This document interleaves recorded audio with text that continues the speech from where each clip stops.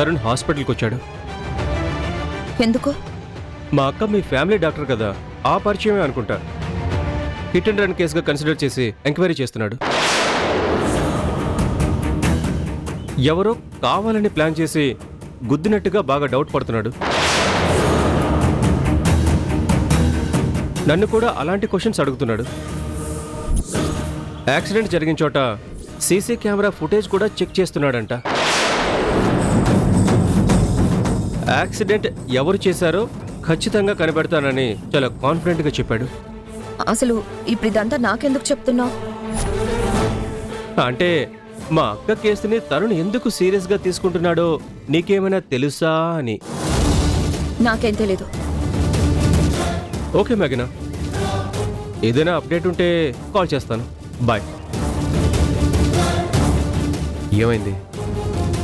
Doctor Srivani గారికి accident అయిందంట. శ్రీవాణి అంటే? అదే నేను ట్రీట్మెంట్ తీసుకున్న గైనకాలజిస్ట్. ఆవిడ కార్తిక్కి కజిన్ సిస్టర్. అవునా? ఇప్పుడు ఎలా ఉన్నారు? కండిషన్ క్రిటికల్గానే ఉందట. కార్తిక్ ఇప్పుడు అక్కడే ఉన్నాడు. మనం చూడడానికి హాస్పిటల్కి వెళ్దాం. కార్తిక్ మళ్ళీ కాల్ చేస్తానన్నాడు. దాన్ని బట్టి డిసైడ్ అవుదాం. సరే, నీ ఇష్టం.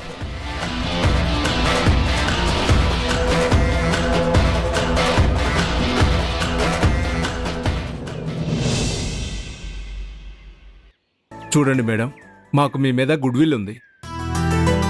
మీలాంటి వాళ్ళు బిజినెస్ స్టార్ట్ చేస్తే 10 మందికి ఉపాధి దొరుకుతుందన్న నమ్మకం ఉంది. మీరు ఏ లాభాపేక్ష లేకుండా అత్యాశకు పోకుండా బిజినెస్ చేస్తారని మా ఎంక్వైరీలో తెలిసింది.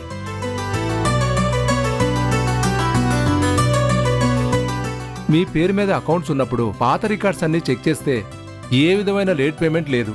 మీలాంటి వ్యాలిడ్ కస్టమర్ మా బ్యాంకుకి చాలా అవసరం అండి. ఇదివరకంటే బ్యాంకుకి కస్టమర్లు వచ్చేవాళ్ళు, కానీ ఇప్పుడు కస్టమర్లను వెతుక్కుంటూ బ్యాంకులే ఇంటికి వస్తున్నాయి. మీ దృష్టిలో ఇది సాయమైనా మాకు మాత్రం వ్యాపారమే. సో మీ ఒపీనియన్ బట్టి మనం ఫర్దర్గా ప్రొసీడ్ అవుదామండి. Thank you so much sir. ఎన్నో రోజులుగా ఎదురు చూస్తున్న అవకాశం ఇంటికొచ్చి మరీ పలకరిస్తే వద్దని ఎలా అనగలం? లోన్ ప్రాసెస్ చేయండి. అలా అన్నారు, బాగుంది. మాకు లోన్ ఎంతవరకు రావచ్చు? 50 లక్షల వరకు వస్తుంది. ఇంకా ఎక్కువ కావాలంటే మా చైర్మన్ గారు పర్మిషన్ తీసుకోవాలి. వద్దండి, 50 లక్షలు చాలు. ఇంతకీ ఏ బిజినెస్ స్టార్ట్ చేయాలనుకుంటున్నారు? 2-3 ఆప్షన్స్ మైండ్లో ఉన్నాయి. లోన్ శాంక్షన్ అవడం లేట్ అయ్యేసరికి ఇంకా ఏది ఫిక్స్ అవ్వలేదు. నన్ను అడిగితే ఇప్పుడున్న పరిస్థితుల్లో real estate business is the best. లేదనుకుంటే మీకున్న ఎక్స్పీరియన్స్తో టెక్స్టైల్ బిజినెస్ కూడా స్టార్ట్ చేయొచ్చు. ఆప్షన్ మీది, లోన్ శాంక్షన్ చేసే పూచి నాది. మీకు ఎలా థ్యాంక్స్ చెప్పాలో తెలియటం లేదు. ఇన్ని రోజులు తెలిసిన వాళ్ళందరి దగ్గర అన్ని బ్యాంకుల చుట్టూ లోన్ కోసం ట్రై చేసి అలసిపోయానండి. ఇక లోన్ రాదేమో, సొంతంగా బిజినెస్ స్టార్ట్ చేయలేమేమో అన్న టైంలో మీరు డైరెక్ట్గా ఇంటికి వచ్చి ఇలా మాట్లాడుతుంటే ఇప్పటికీ నమ్మకంగా లేదు నాకు. కొంచెం ఆలస్యం అవుతుందేమో, కానీ మంచి వాళ్ళకెప్పుడు మంచే జరుగుతుందండి. మాకు ఆ దేవుడి ఆశీర్వాదం కూడా ఉందని నమ్ముతున్నాం. ఇన్నాళ్ళు నేను మొక్కిన దేవుడే మిమ్మల్ని మా ఇంటికి పంపించాడు. దేవుడు కాదమ్మా, దేవత.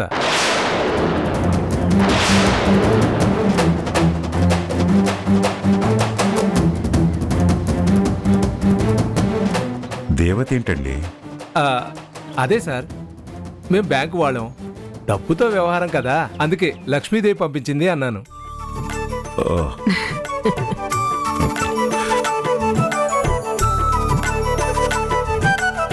మీకు వీలైతే ఈరోజు, లేదంటే రేపు బ్యాంకుకు వస్తే పేపర్ వర్క్ కంప్లీట్ చేసి వీలైనంత త్వరగా లోన్ శాంక్షన్ చేసే ఏర్పాటు చేస్తాను. అడగకుండానే ఇంత పెద్ద లోన్ ఇస్తున్నారు. రీపేమెంట్ విషయంలో ఎలాంటి తేడా ఉండదు. అది ప్రత్యేకంగా చెప్పాలా? మీ ట్రాక్ రికార్డ్ ఏంటో మాకు తెలుసు. మీరు స్టార్ట్ చేయబోయే కొత్త బిజినెస్కి ఆల్ ది బెస్ట్. వెళ్ళొస్తానండి.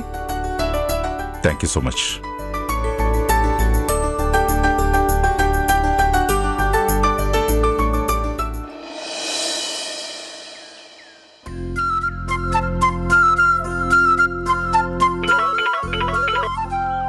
చెప్పాను, వదిన గుడ్ న్యూస్, అమ్మా నాన్న బిజినెస్ కి లోన్ శాంక్షన్ అయ్యింది. ఓ అవునా, ఎలా? బ్యాంక్ మేనేజరే డైరెక్ట్ గా ఇంటికొచ్చి ఏ షూరిటీ లేకపోయినా లోన్ ఇస్తామని చెప్పారు. అమ్మా నాన్న చాలా హ్యాపీగా ఉన్నారు. నాకు కూడా చాలా సంతోషంగా ఉంది. ఇన్నాళ్లకి అత్తయ్య మావేల కల నెరవేరబోతుందన్నమాట.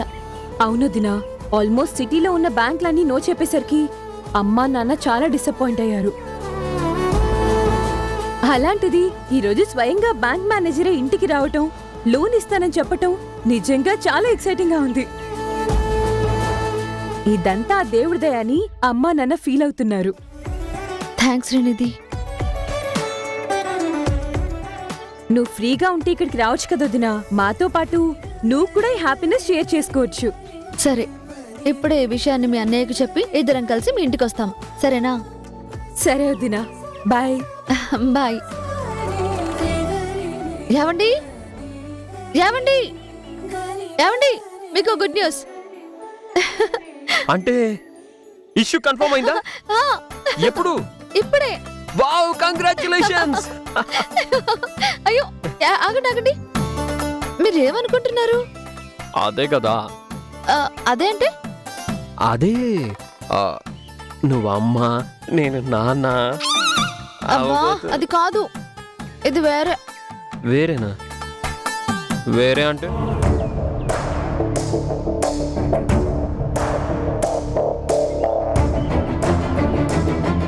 మేఘన అక్క ప్రెగ్నెంట్ అవ్వడం, హారిక అక్క ఇచ్చిన టాబ్లెట్స్ వల్ల అబార్షన్ అవ్వడం అంత అబద్ధం బావగారు. ఎవరూ వేయని టాబ్లెట్లు హారిక వేసినట్టుగా నాతో చెప్పించింది. ఇది న్యాచురల్ యాక్సిడెంట్ కాదని మీకెందుకు డౌట్ వచ్చింది? ఆ డీటెయిల్స్ నేను తెలుసుకోవచ్చా?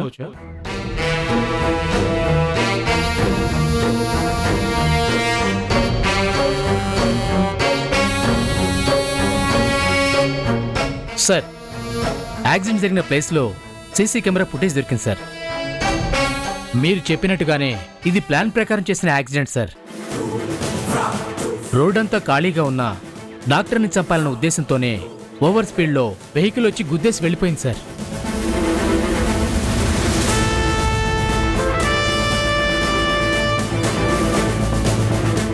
యాక్సిడెంట్ చేసిన వెహికల్ నంబర్ తెలిసిందా? ట్రేస్ అవుట్ చేశారా? ఎస్ సార్, ఆ వెహికల్ రమేష్ అనే పర్సన్ పేరు మీద రిజిస్టర్ అయి ఉంది. ఆర్టీ ఆఫీస్ నుండి అతని అడ్రస్, ఫోన్ నెంబర్ తీసుకున్నాను sir. Good job Srinivas. Thank you sir. Doctor professional life, personal life గురించి డీటెయిల్స్ తెలుసుకున్నారా? ఆవిడ గురించి అందరూ పాజిటివ్గానే చెప్పారు సార్. శత్రువులంటూ ఎవరు లేరు. వాళ్ళ కజిన్ బ్రదర్ కార్తిక్ అప్పుడప్పుడు వచ్చి డాక్టర్ని కలిసి వెళ్తున్నాడంట సార్. ఇద్దరు కజిన్స్ అయినా ఫ్రెండ్స్లా ఉండేవారని తెలిసింది సార్. అతనికి ఈ యాక్సిడెంట్కి సంబంధం లేదేమో అనిపిస్తుంది.